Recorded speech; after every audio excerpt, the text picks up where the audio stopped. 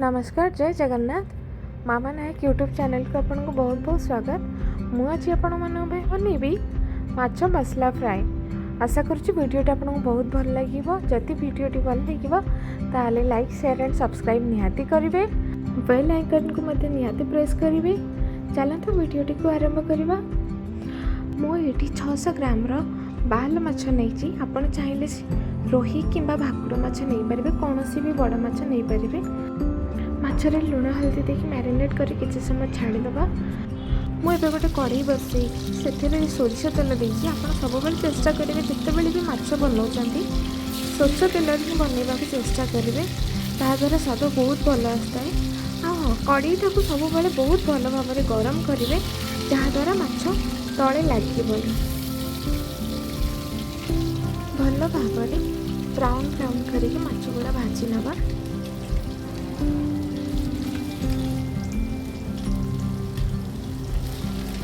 माछ हो आसलानी गोटे पट एवं मैं नौटे नेबी।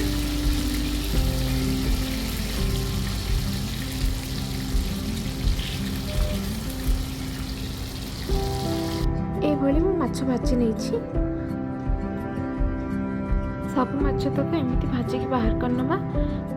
मुझे माछ तरकारी अदा रसुण पियाज जीरा गोटा धनिया गोटे गुजराती और दालचीनी नहीं आ दुटा कला मरीच बाटी नहीं। देखो मसला हो गला। मसला साइड करदे। एबे मु गोटे बड़ पियाज काटी नहीं आ गोटे टमाटो काटी नहीं। एबे तो माछ जक भजा हो जाइए।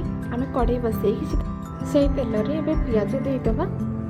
पियाज को भल भाव में गोल्डन ब्राउन करके भाजवा। एथिरे टिके मु जाई फूल देइछि आ गोटे तेजपत्र आपण चाहिए पियाज पूर्व दे पारे। मु भूली जाइथिल तो मु पियाज पर ही देदेली। पियाज हो आसलानी एबे मसलाटा को देदेली। मसलाटा को बहुत भल भाव में कषिबे। मुझे टिके पानी दे देइछि।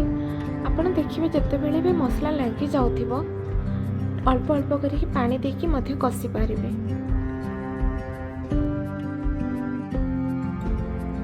मुझे टिके हलदी देदेवी आ टिके लंका गुंड कारण आम मसला बाटिला बेले आम लंका दे नथिले तो मु लंका गुंड दे दोछि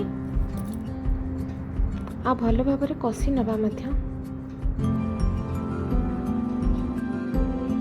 देखो केते सुंदर कलर आसीगलानी।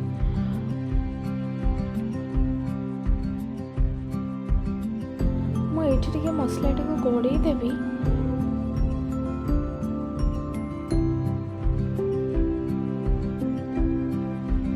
देखिए जिते बेले भी माछ हो मांस हो आम कि भी बनाऊँ ना मसलाटा को जिते अधिका कषिबा सेते अधिका तरकारी टेस्ट आसब।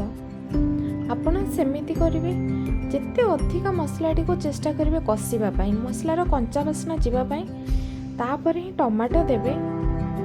मुझे टमाटोटा को दे देइछि। मसला कषिगला मुझे टमाटो देदेली आ टमाटोटा जमी जल्दी नरमी जीव से लुण दे दूँ। मसला मुझे लुण दे नी एपर्यंत मुझे स्टेज रे ही लुण देली आउ थे घड़े नहीं।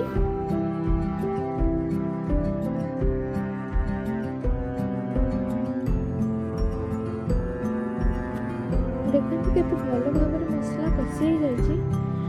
आम जाना मसलार जिते ऊपर ऊपर तेल उठी आसो से जाना कि मसलाटी बहुत भल भाव में कषिगला। मुझे मसला देहरे माछ तक देदेवी आ मसला माछ को बहुत भल भाव में कषि नेबी।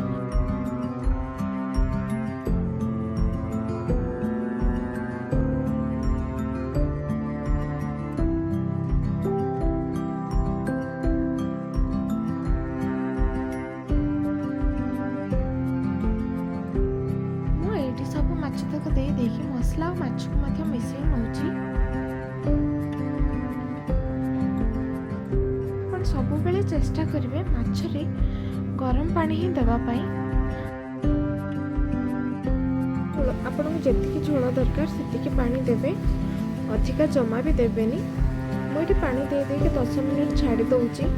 10 मिनट देखो मुझे धनिया पत्र और गरम मसला दे देछि। तरकारीटे जेतिकी सुंदर देखा जाउछि ताठू केते अधिक स्वादिया आपण एमती भाव में माछ थरे बनातु आ देखिबे समस्त को निहाती पसंद आसीबो। Thank you. जय जगन्नाथ।